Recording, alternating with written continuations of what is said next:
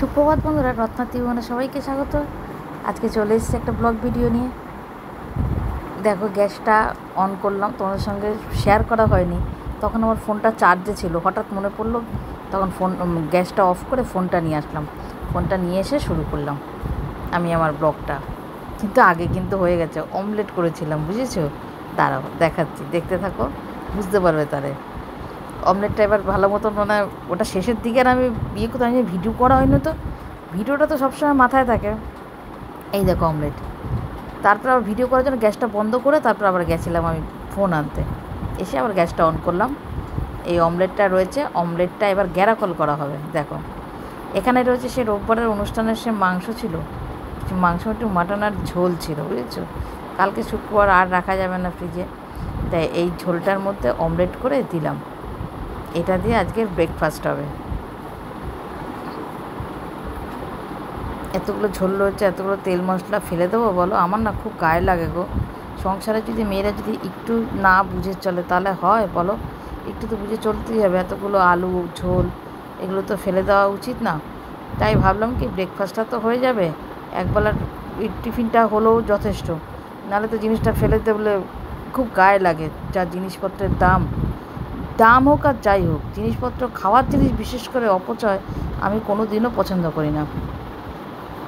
আমি কদিনের ভাতও আমি যদি গলেও যায় না, আমি জল দিয়ে ধুয়ে সেই ভাত আমি খাই। তোমার দাদাভাইও খাই। আমরা কোনো খাওয়ার জিনিস আমরা ফেলি না বা নষ্ট করি না। দুজন মানুষ কত খাবো বলো? যার জন্য বাসি থেকেই যায়, যতই কম করি না কেন, বুঝে রান্না করি না কেন, থেকেই যায়। আর দুজন মানুষ কি সংসার মাত্রই বাসি থাকে। দেখো বাইরের ওয়েদারটা, ওই দেখো, দেখছো? এটা হচ্ছে সজনে গাছ। উনি জানলা দিয়ে হাত দিয়ে দিয়ে সজনে গাছের এই ইয়েগুলো, ডালপালাগুলো ছাড়ছে। ওনার ঘরে মনে হয় ঢুকে যাচ্ছে, বা হাওয়া হয়তো আটকে যাচ্ছে। যা গরম, একটু হাওয়া আসে, সেই হাওয়াটাও যদি আটকে যায়, ওই জন্য দেখো না ওইখানে ডালগুলো ভাঙছে, হাত দিয়ে দিয়ে এই করে করে ডালগুলো ভাঙছে। তোমাদের সঙ্গে একটু শেয়ার করলাম, কিন্তু ক্যামেরাটা অন করেছিলাম বাইরের ওয়েদারটা দেখার জন্য। তারপর দেখলাম এরকম, তাই একটুখানি তোমাদের সঙ্গেও শেয়ার করলাম। তো যাই হোক, হয়ে গেছে আমার এই কারসাজিটা, ফাঁকিবাজি রান্নাটা। এবার চলো খাওয়ার টেবিলে যাই।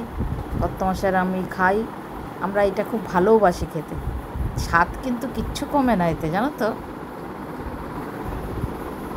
দুজনেরটা একই থালায় নিয়েছি। আমরা না সকালের টিফিনটা বেশিরভাগ আমরা একসঙ্গেই করি, একই থালায়। তো এবার খেয়ে নিই। তোমাদের কর্তামশাই হয়তো আসবে না, আমি নিজেই আমি থাকবো। দাঁড়াও, আসছে, আর একটা প্লেট নিয়ে আসি।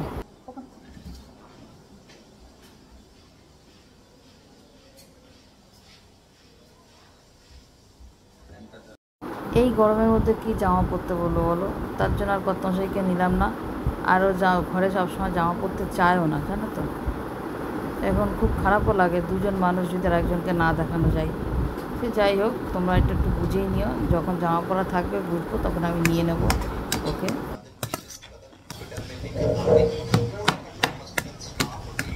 খেয়ে নি। হ্যাঁ,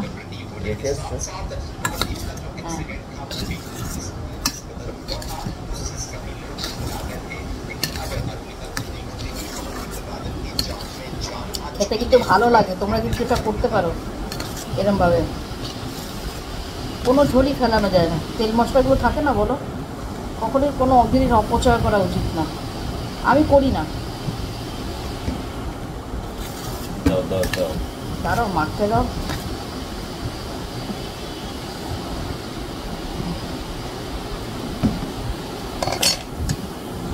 বাবা কি গরম এখনো। হাতা দিয়ে তোলো না।